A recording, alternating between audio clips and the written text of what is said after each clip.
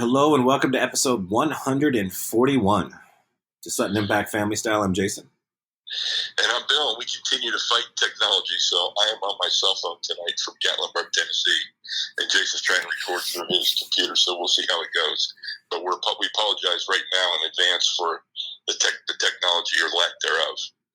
Yes. But I'm going to start off. I want to talk a little bit more about the NBA in China. Silver coming out saying that the Chinese asked him to fire Mori, and the Chinese coming back and saying no. This split's getting wider. Yes. And I mean, but I respect the NBA for where they are on it. I mean, he said he wouldn't fire him and he wouldn't discipline him. And I respect that. I like where he's coming from. I still think it's a really hard position because you've also got owners who have stakes in NBA China. And he's basically telling his own owners that we're going to lose a bunch of money. And there's nothing we can do about it. But I think he's also, he's got NBA Africa coming up. NBA India's got to be on the list. And so they will try and do things to make up for it. I mean, I don't know if you can make up for it. I mean, it could be in the hundreds of millions of dollars loss. But, we'll have to see where it ends up. But it's just a really tough thing. It's very unfortunate. But it's just what it is. Yeah. And I mean, as I said last week, I mean, at some point you have to put the good of most of the people ahead of a few rich people. It's just, it has to happen. And I think the only thing that the people, it's the volume of the money. Yeah. It's not the money, it's the volume of the money. And so you're in really uncharted territory. Nobody's ever said, hey, we're going to walk away from $100 million. No, and I'm not saying, if I was in that position, I wouldn't probably do the same. I don't know if I would do the same thing or not. I've never been offered that amount of money. You're in that position. I've never been in that position. I have no idea. But I know that it's not good for the world. It's not good for the earth. It's not good for those people.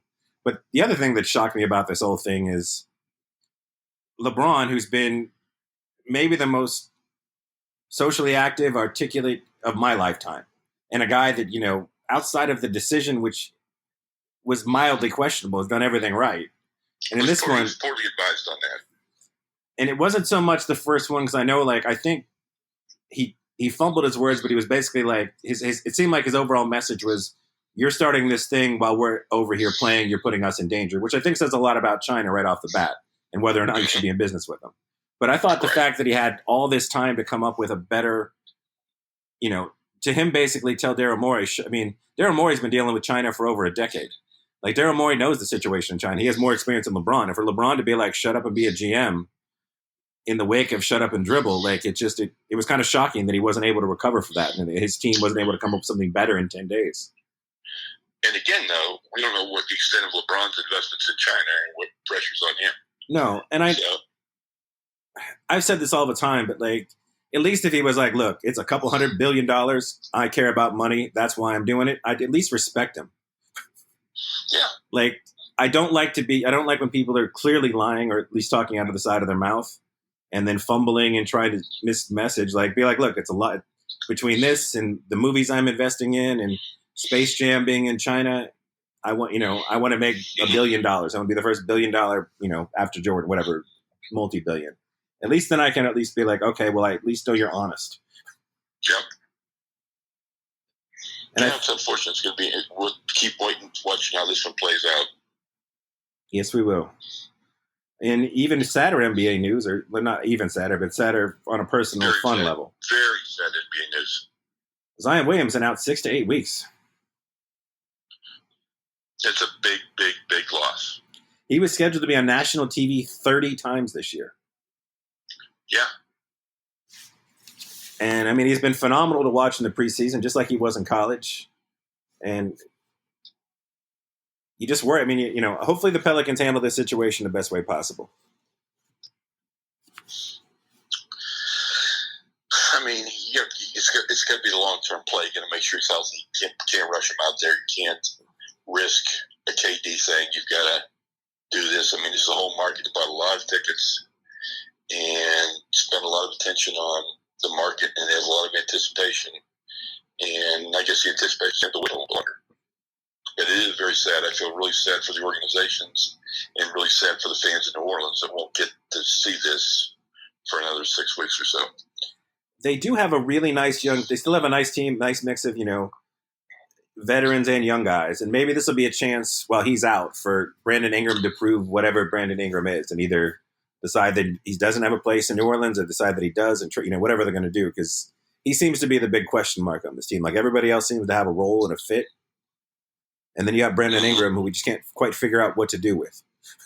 Well, I agree with you. It gives people a chance to find out how well they play together without him. And then when you add him back to the mix, then that'll upgrade a little bit. So we'll see where it goes. But I'm excited about it. And like you said, we're going to do our NBA forecast next week. Yeah, we'll give you our division winners, playoff teams, MVPs, and all the other good NBA stuff. Our rookie of the year. Yes, which just took a big hit if you're a gambling person. It took a big hit. That's exactly right. Because they're saying, potentially missing 30 games. That's a big chunk of the season. Absolutely. Somebody could come out of the box and really impress. So let's see where it goes. Indeed. So let's go back to the NFL. Yes. It's been one of the weirdest NFL seasons I can remember, and it's only October. Yes. Some surprising, dismal performances by teams that you would expect a lot more of, and some surprises from teams that you weren't expecting a lot from. No. So I would say that my biggest disappointment to date is a battle between the two LA teams, the Rams and the Chargers. Yes. I just didn't see. I thought both of them would be in contention for their respective divisions and actually their respective conferences. And I've not seen the Chargers look abysmal, and the Rams look like I just can't figure them out. They're very inconsistent. Those are two for sure. I think the Chargers are being more Chargers than ever, and I don't even know if this is a possibility. But when we get to another one of my big disappointments, like, would Phillip Rivers be willing to go to Chicago? Because you have 38-year-old Phillip Rivers on a 2-5 team right now that clearly isn't making the playoffs. Yeah, and again, very disappointing performance. Yeah, well, I mean, they lost fumbling the ball going into the end zone yesterday for the win. Yeah, and I saw a stat on the Chargers. The Chargers had 12 red zone possessions. They scored 6 and turned the ball over 6 times. Yeah. And they normally start off slow, but this seems like it's even worse than the normal slow start. So the Bears are your disappointment. The Steelers are a disappointment. I would say the Steelers are a weird one because they've had, obviously starting with Roethlisberger. I mean, that's about as big as injuries you can have. Your starting quarterback, future Hall of Fame, or whatever. I know I've disparaged him on this show, and I'm not sure how much better they would honestly be with him right now. I think there's some other issues offensively. But I would say I think that the Bears might be my biggest because I thought they looked like they were so – and I know people laugh at Trubisky holics, and they're like, well, he's gonna get it. I think and then going back to your point with the Rams, I think he and Goff both just kind of suck as much as an NFL player can suck. Like, I don't think either of those guys can ever be your quarterback to win a Super Bowl. I think you can, with Goff, you almost were able to Trent Dilfer the Ravens him into a Super Bowl. But I just don't think he's a talented enough player, and I don't think he's ever going to be. And nothing about his tiny little hands. I think it's just more that I don't think he reads the field very well. Okay. I'm going to throw the Eagles and the Falcons into our conversation. The Falcons are abysmal. I mean, I didn't see – were they 1-5? They're 1-5. I didn't see that coming. I mean, I always said Matt Ryan was overrated. I thought very much so, yeah. But I didn't think the Falcons were a 1-5 team. And then the Eagles, I thought that this is a team going to win the division. And what's funny is because he's technically been compared to Roethlisberger from time to time because of his size and his movement in the pockets. Did you see what they've said about Carson Wentz? So an anonymous teammate, for whatever that's worth? No. An anonymous teammate who the reporter swears is not Alshon Jeffrey says that Carson Wentz needs to learn to take the check down. Everything doesn't have to be a big play. Like, when there's something, to take what we get and let's try to move the ball and keep drives, sustaining drives. And if that did come from a wide receiver on the outside, that's a pretty crazy statement. Yeah. but fairly true. Because I've noticed it with Roethlisberger and some other, like, Tom Brady is always taking the check now. Tom Brady gets rid of the ball within 2.5 seconds every time. Yeah. I mean, and Wentz really hangs on to the ball. And you appreciate that, those guys are the kind of guys that, like, we're going to go big or go home. I trust my receiver to get open down the field, but, they need to get that defense off the field, which has just been atrocious. And you need to sustain drives. Texans are a disappointment to me, and I picked them high. Yeah. Let's see who else. I think, I stupidly bet on Tampa to win the division. I don't know what I was thinking. Yeah. And he's abysmal. He's really, really bad. He's not getting any better. And what should be their battle for who is the better quarterback. They're playing Tennessee this week, but Mariota has been benched for Ryan Tannehill, and he won't be playing. Yeah. It's kind of interesting that the two quarterbacks that went 1 and 2 might have been two. It's one of those drafts like the Brady Quinn draft and Jamarcus Russell. Some really high grades put on some people, and they're just not that good. Yeah. Because remember, in the draft, like, the knock on Jameis was more about his off-the-field character more so than – they thought he was a little sloppy with the ball, but with the right coaching, he turned it over less, but he just threw 5 picks, so maybe that's just natural. But it was more about, stealing frog legs or crab legs from the Publix. Like, it wasn't about, like – they thought physically he was a very gifted, great quarterback. And Mariota was, a little bit quiet, but just a bang-up leader player. And they both, they've been in the league a long time. Yeah, yeah. So who is your pleasant surprises? I think Jacoby Brissett and the Colts. That would be my number one. That would be my biggest surprise. And probably the Ravens would be my number 2 surprise. Because, the Colts lost Andrew Luck this preseason. He was the starter going into this year, Yeah. And they, Marlon Mack has been a fantastic running back. And they play good defense. They seem well coached, well disciplined. And Jacoby Brissett seems like an upper echelon quarterback to me. Like, you can see the teammates respond to him. He makes good plays. It's just been fantastic. And again, unfrustrating as it is, the Ravens, I was a little wavering on them until they went into Seattle and just stomped Seattle at home.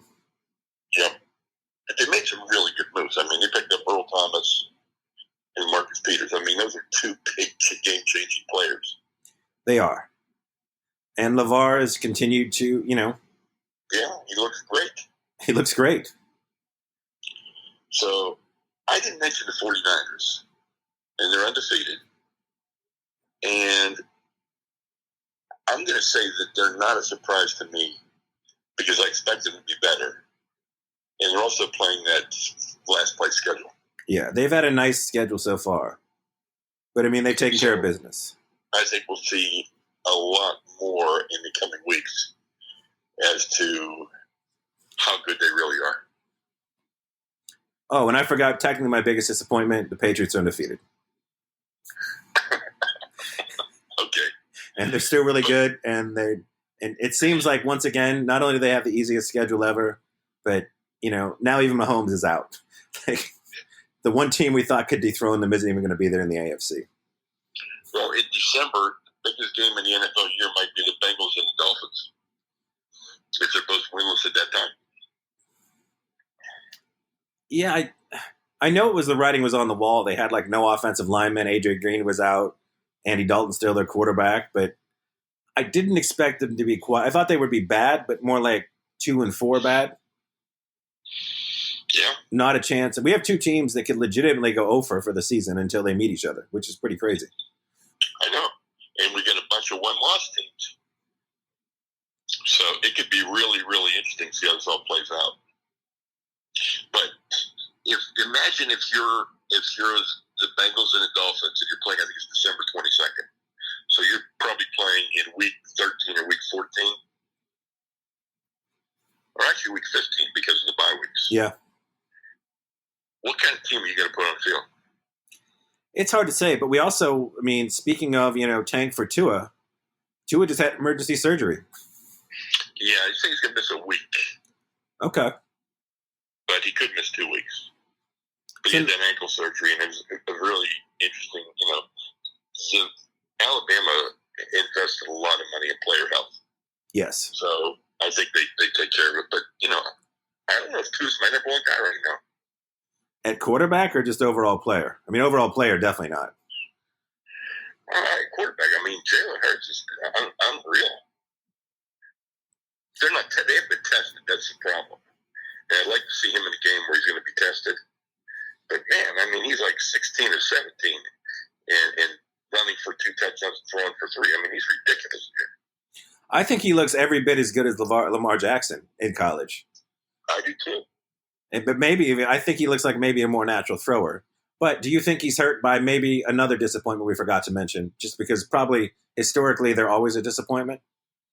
The Cleveland Browns and and Baker, like Baker having the little success he's having now, does that hurt Jalen Hurts? Is a system guy, Yeah. Although Kyler Murray is killing it, yeah. Kyler Murray looks real, real good. He looks real, real good, and Jalen Hurts is a bigger version of that. It's true. It'll be interesting to see how it all plays out. But I think we should mention the Browns another disappointment. Not disappointing personally because they're in the division. Disappointment in that they didn't reach the heights that were predicted to them thus far. No. And maybe what that shows is that people overreached on they drank too much of the Kool-Aid and they weren't really that good to begin with. I thought they would be more like 3-3 or 4-3 like the Cardinals are flirting with. Because I thought they had so much talent on defense. Not to mention the talent on offense that, Yeah. And I don't know how much that's on Freddie Kitchens either, but I think you'd have to put them as a pretty big disappointment as well. And then there's a couple teams I just can't figure out year in, year out. One is the Lions. Sometimes you see the Lions, they look amazing. And then you see the Lions again, you can't believe it's the same team. I mean, they are the most inconsistent, unpredictable team out there. Yes. And you never know what they're going to do. Do you know Matthew Stafford is still only 30 years old? I know. And you're paying him a lot of money. I just feel like that guy's been in the league forever. Yeah. And he's still, 8 years. Yeah. But that's my enigma team. I would say that's probably a good one. So we haven't talked about this yet. The Jets looked much improved last week with Sam Darnold back. As well as they should. I mean. So they have the Patriots tonight at home in New England. Yes. So they're at home, New England at home in New York. What are you thinking? Any shot? I don't. I think they're still. I mean, what I like to see about them is they seem to really respond to Darnold, and guys like Le'Veon Bell and all those guys are playing hard. I still think to beat the Patriots, you have to have a weapon they can't take away, and I don't think Robbie Anderson or Jamison Crowder or any of the receivers are scary, and I think those corners can shut them down one-on-one, which means they can still leave 7 in the box to stop Le'Veon Bell, and I just don't see them having a chance. But. Maybe I'm trying. Wishful thinking. I'm going to pull for him tonight while I'm watching. Yes. It just doesn't seem very realistic. But what can you do? All right, tomorrow night World Series starts, in an unbelievable matchup in the first game. Max Scherzer and Garrett Cole both having ERAs under 1 in the playoffs. Yeah, and both. I mean, it is an unbelievable matchup. And you got, the Astros, probably the best team overall all year, the team everyone expected to be there, and the team that, fewer people expected to be there. Not saying nobody believed in them. But the hottest team, the Nationals, playing on a real streak, played through the wild card, upset the Dodgers, swept the Cardinals. I mean, really hot. So we'll see where they go, but it's going to be it's kind of exciting World Series for me. I really like the players on the Astros. I think they're fun to watch. Yeah. But the Nationals also have some players that are fun to watch. So I think this could be a really good World Series. I think it's. I mean, it's awesome that they flew through the playoffs like they did. But when you are a team that's riding a hot streak into the wild card, into the first round, when you sweep and then you've got to sit and sit and sit and wait for the World Series, I hope that doesn't kill their momentum. Yeah, they didn't sit that much though because the Astros went 6. Yeah, it's true. They went 4, so there's still a couple extra days though. But yeah, they did have to sit a little bit. It'll be interesting to see how this comes out. But Verlander's got beat up the last 2 starts. So it's going to be interesting to see. I mean, Cole's the guy now, and I mean, Cole's been ridiculous. Like I said, I'm hoping he's playing all this into a big contract with the Angels. Anything that will eventually get Mike Trout into the national spotlight, more in a real way. In the casual fan, when watching the baseball playoffs. Oh my God, this guy's amazing, sort of way. Well, switching gears for a couple minutes, we got college football. We got some good games coming up. LSU's got Auburn and Alabama coming up. Yes, which are going to be amazing games. I'm excited about it. I like the Joe Burrows kid a lot. I like Ed Orgeron as a coach. I'm kind of pulling for LSU to be the winner.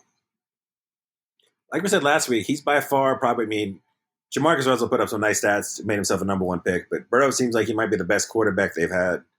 And no offense to Les Miles, but this seems like a more well-coached team, especially offensively, than any of the Les Miles teams. So we had Wisconsin stub its toe in Illinois. So the Ohio State-Wisconsin game this weekend has lasted a little luster, and I'm going to figure that since it's at Ohio State, Wisconsin can come out with 2 losses, and that's going to be that. I think so. How about Uncle Tom's Gophers at 6-0? Good for them. I'll make a prediction they end up at 8-3. That sounds about right. Sadly, but sounds about right. 3 for the Gophers would be a big time year. Yeah. But that's what I've been watching. So, I started watching The Sinner. Did you tell me to watch The Sinner or not to watch The Sinner? I watched both seasons of The Sinner. I just was letting people know that it's a very dark show. Yeah, it's real dark. And it doesn't lighten up. I think it's well done and it's compelling, but it's, you're kind of expecting, not a happy ending by any stretch because there's nothing happy about what's happening there, but it's about as dark as you can get. The second season doesn't get any lighter. Is it the same story every 2 years, or is it 2 different stories? It's 2 different stories. Okay, good. And they're completely unrelated. The first season was done. There's no reason to continue that season. No, I agree with that. Okay, good to know. And the second season's it's a cult, it's a child thing. It's completely different. None of it. I think the detective remains the detective is the same detective. Bill Plummer. I think I'm 99% sure he was still the detective in season 2. Okay. But he's not bringing. I mean, it's just so you know who the detective is, but he's not bringing any of the baggage from season 1. Well, I am looking forward to 3 movies that all open up in the next couple of weeks. Okay. Dr. Sleep. Yes. The Irishman. Yes. And Motherless Brooklyn. I am also looking forward to The Lighthouse, which I think looks fantastic. I haven't seen anything about that one. It's did you see the Witch or the Vitch, depending on how you describe it? No. It's a very slow burn horror movie. Okay. It takes place in, there's like a farmland, and then there's a goat, and there's witches in the woods, and is somebody possessed, not possessed? And it's kind of a nice slow burn.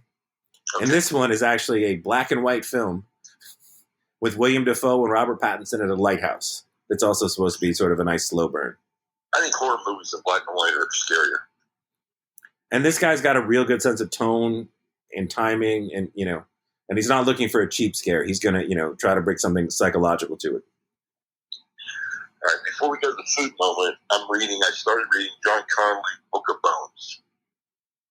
And he is such a good writer. He's fantastic. I mean, he can really, really write. So this one's almost 700 pages, Jeff. Oh, wow. Yeah, it's a big one. But it is really, really good. So if anybody has not read John Connolly, pick up any of his books and give them a shot. Because they are really, really great reads, and he's a great writer. I just started the new Richard Ayoade book, Ayoade on Top, which is Richard Ayoade was in The Mighty Boosh. He directed and wrote Submarine. He was in the IT crowd. He's sort of the African American guy from Britain with the big afro. Incredibly smart, incredibly intelligent, very witty. His first book was Ayewadi on Ayewadi, where he sort of wrote an interview with himself sarcastically about himself as a filmmaker. And this is about the Gwyneth Paltrow movie On Top, but it's a satirical sort of takedown of why that was the greatest movie ever, but clearly not. Okay. And it's very British for people that like the sort of the dry, the dry mixed with the silly, I guess you could say. How about food? I told you, I just had the best pancake I've ever eaten in my entire life at Bearcat, which is a little breakfast brunch place on Ferret in New Orleans.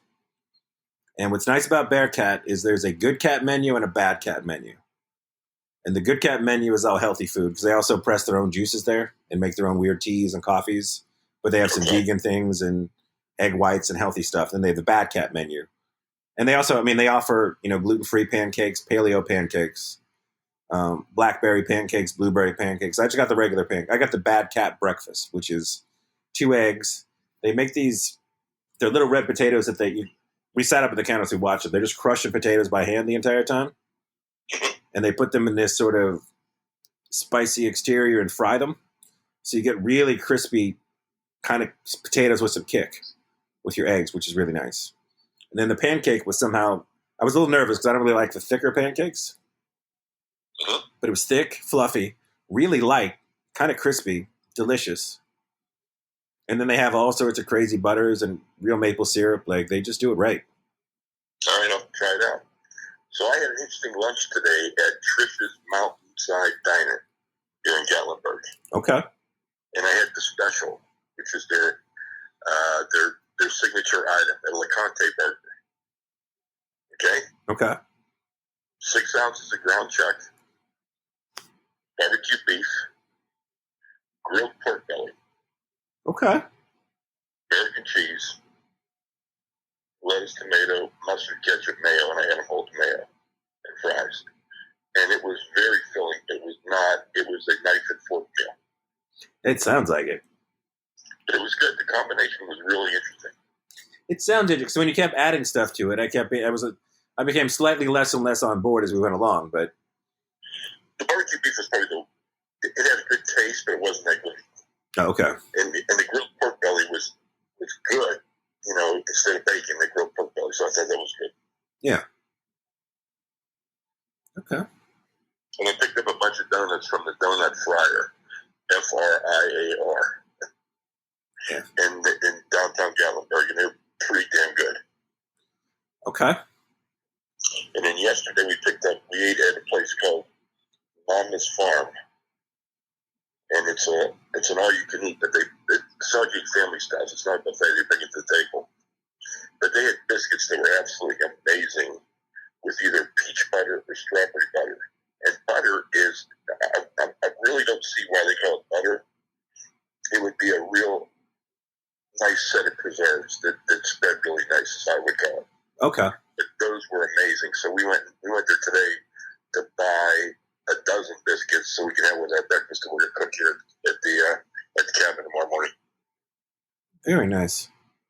And I want to shout out to my good friend and former student, Andre Therian, who was gracious enough to gift me this cabin for a week. And if you're ever on Home Away, the website, this cabin is called Look into Heaven. And it is unbelievable, as are all of the cabins. So anybody looking for a vacation that would like a mountain vacation in Gatlinburg, you cannot beat this. It is an absolute breathtaking place. Very nice. Very, very nice. Well, I know this week I plan on starting HBO's Watchmen series. Yeah, that looked interesting. Based on one of the greatest graphic novels of all time. An interesting movie that wasn't quite what we thought it would be, and I've heard this is a different take, but I'm kind of excited to see what it's about. Good. I'm ready for another HBO prestige show, for sure. All right, we're going to have Mom listen to this tomorrow to give us her feedback on how it came through sound-wise for technical. Yes. And hopefully we'll get to the bottom of this because we got to fix this. We apologize again. It's just been difficult. I don't know. Well, where you're at now might be tough to get a good connection to, I'm assuming, right? I think so. I am way up in the mountains. But despite hopefully not terrible audio, please tell your friends to listen. Submit questions and everything you have. We love reader feedback and listener questions. And if you don't mind rating us or joining us on Patreon, we really appreciate it. So until next week. Peace out.